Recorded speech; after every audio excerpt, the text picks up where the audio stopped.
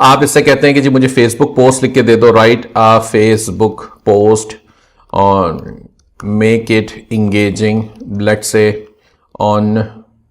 Let's say Basant event 2023 and the event and we are organizing in our Rawalpindi campus, in our ESP Rawalpindi campus.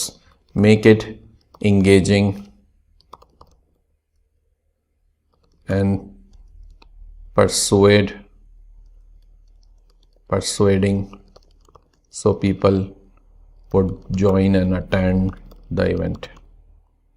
ठीक है, तो मैंने कहा जी बसंत का event की पोस्ट बना दो मुझे, और इस तरह बनाओ कि वो इंगेजिंग भी हो, परसुएड भी करे लोगों को।